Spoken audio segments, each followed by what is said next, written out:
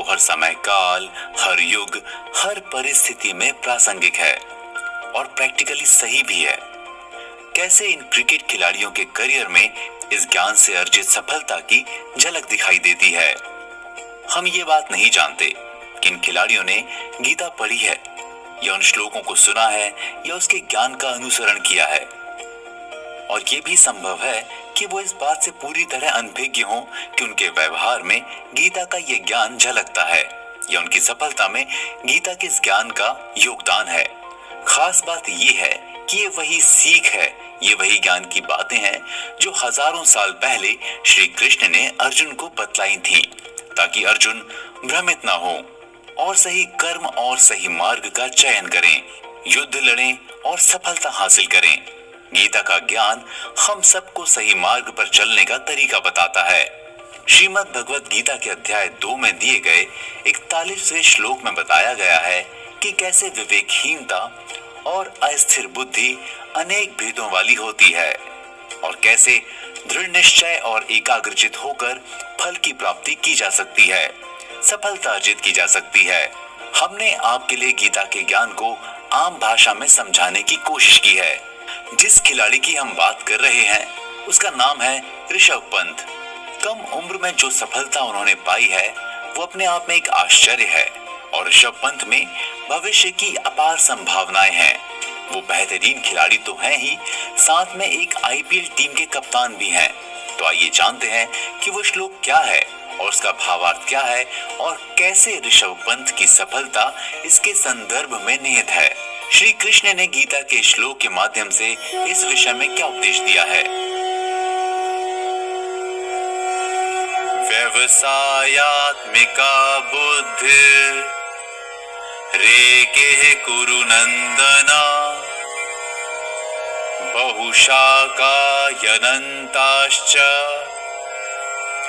बुद्ध्यो व्यवसायिनाम्।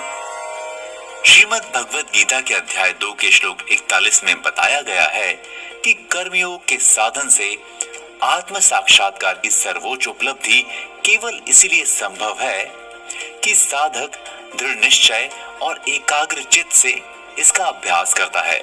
जो लोग फल प्राप्ति की असंख्य इच्छाओं से प्रेरित हुए कर्म करते हैं उनका व्यक्तित्व बिखरा हुआ होता है और इस कारण एकाग्रचित होकर वे किसी भी क्षेत्र में सतत कार्य नहीं कर सकते, जिसका एकमात्र परिणाम उन्हें मिलता है विनाशकारी असफलता। इस श्लोक में संक्षेप में सफलता का रहस्य बताया गया है। निश्चयात्मक बुद्धि से कार्य करने पर किसी भी क्षेत्र में निश्चय ही सफलता प्राप्त की जा सकती है, परंतु सामान्यतः लोग असंख्य इच्छाएं करते हैं जो अनेक बार परस्पर विरोधी होती हैं और स्वाभाविक ही उन्हें पूर्ण करने में मन की शक्ति को खोकर थक जाते हैं। इसे ही संकल्प विकल्प का खेल कहते हैं, जो मनुष्य की सफलता के समस्त अवसरों को लूट ले जाता है। पर भारतीय टीम का चमकता सितारा ऋषभ पंत अपने सामने आने वाले किसी भी अवसर को नहीं गवाते हैं।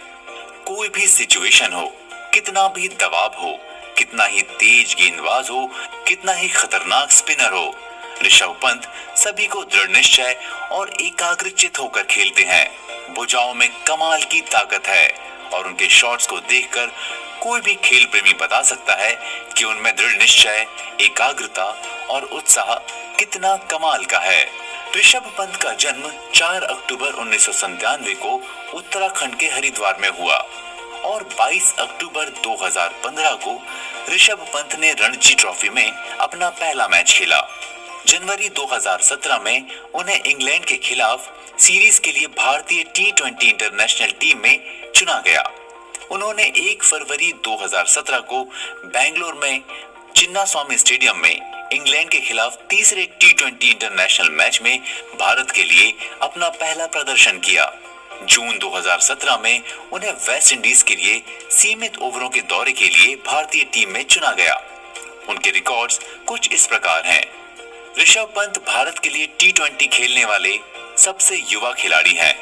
अंडर 19 विश्व कप 2016 में सबसे तेज अर्धशतक जो उन्होंने 18 गेंद में बनाया था वो एक रिकॉर्ड है। ऋषभ पंत आईपीएल में 1000 रन बनाने वाले सबसे युवा बल्लेबाज भी बन गए हैं। उन्होंने ये उपलब्धि 20 साल 218 दिनों में 1000 रन पूरे करके हासिल की।